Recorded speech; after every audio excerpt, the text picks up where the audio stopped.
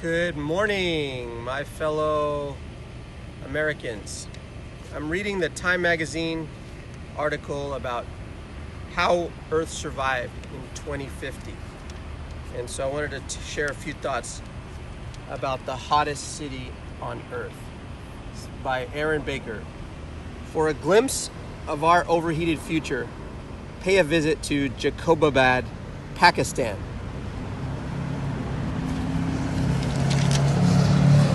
It's just after 7 in the morning in the Pakistani city of Jacobabad, and donkey cart driver Asa Koso is already drenched in sweat. For the past 2 hours, the 24-year-old laborer has been hauling jugs of drinking water to local residences. When the water invariably spills from the blue jerrycans, it hits the pavement with an audible hiss and turns to steam. It's hot, he agrees, but that's not an excuse to stop. The heat will only increase as the day wears on. And what choice do we have? Even if it were so hot as if the land were on fire, we would keep working. He pauses to douse his head with a bucket of water. Jacobabad may well be the hottest city in Pakistan, in Asia, and possibly in the world. Kusu shakes his head in resignation. Climate change, it's the problem of our area. Gradually, the temperatures are rising, and next year it will increase even more.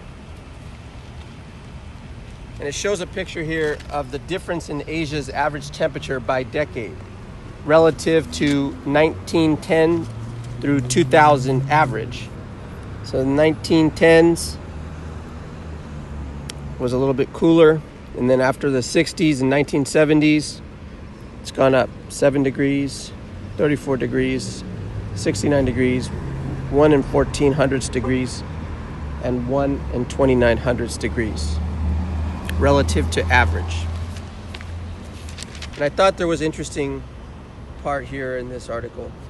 Jacobabad may well be the hottest city, are you still recording? In Pakistan, in Asia, and possibly the world. Husu shakes his head in resignation. Climate change is the problem of our area. Gradually, the temperatures are rising, and next year it will increase even more. The week before I arrived in Jacobabad, the city had reached a scorching 51.1 degrees Celsius, 124 degrees Fahrenheit.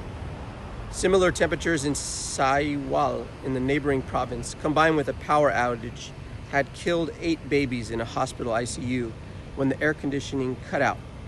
Summer in Sindhi province is no joke. People die. To avoid the heat, tractor drivers in this largely agricultural area till the fields at night, and farmers take breaks from noon to 3.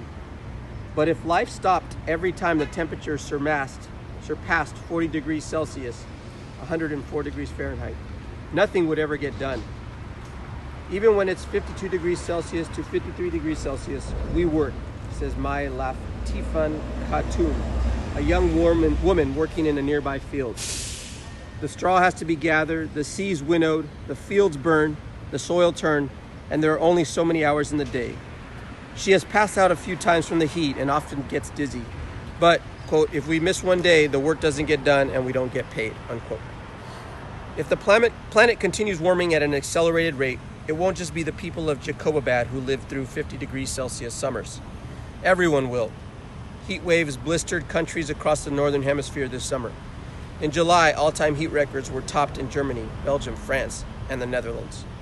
Wildfires raged in the Arctic, and Greenland's ice sheet melted at a record rate. Globally, July was the hottest month ever recorded. So now I'd like to turn to Mr. Rivero and ask you your thoughts on the article. May I, Mr. Rivero, interview you? I'm pretty soon now. Oh.